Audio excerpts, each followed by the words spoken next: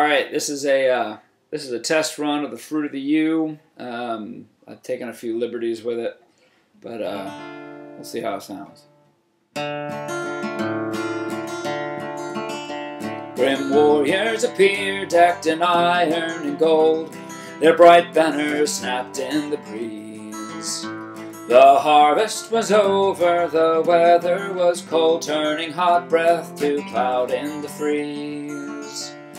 They moved over river and meadow and field, the peasantry scattered before. They gathered the wealth of the land on their shields, and they carried it off to the shore. Oh, how can this happen, and where is our king, and where are the warriors we pay? I, the king, may be king, where he sits on his throne, but his throne is 4 days' ride away. So swift word was sent to the men of the woods, there'll be no trade for winter this year. No full sacks of grain for the skin of the fox, and no ale for the flesh of the deer. But deep in the woodlands of Wales grows a tree, and the name of that tree is the yew. The fruit of the yew is a stout longbow stay, throwing cloth yard shaft straight, strong and true. They gathered in numbers from forest and fen, walking soft as the hunting men do. And hung at each side were the straight cloth yard shafts, and in each hand the fruit of the yew. And slipping by night through the still burning steads, they looked for the camp by the shore. And each made a vow as he passed by the dead, that at morning they would even the score.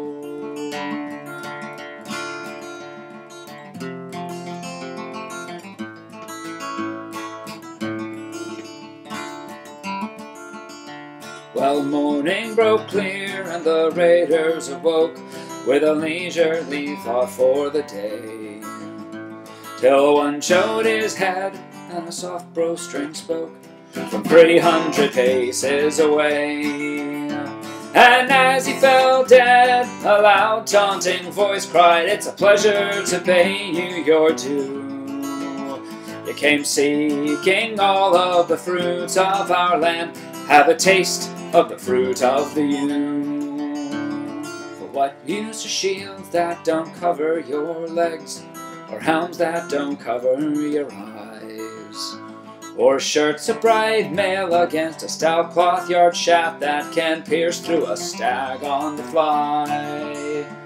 The king arrived early, mud-spattered and tired, but to look on a field of the dead, cut down from the front as they stood in their line, and cut down from the rear as they fled.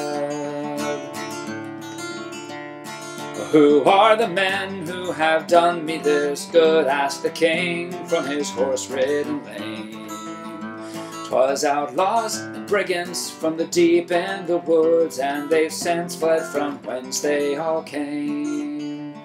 Or would they take part and then live in my peace?" asked the king of his counselor true. "What then?" he replied, "They're a quarrelsome lot, they'll not become lawful for you." So raiders so bold, to my tale may you hark, it may lengthen your lives if you will. When you go a-reaving, be sure of your mark, and be sure that it matches your skill. For England pays silver, and Spain will pay gold, and the King of France will grant land, 'tis true. But seek not for wealth in the woodlands of Wales, for they pay in the fruit of the yew.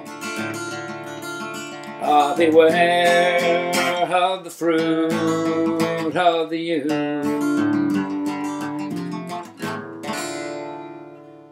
Or something like that.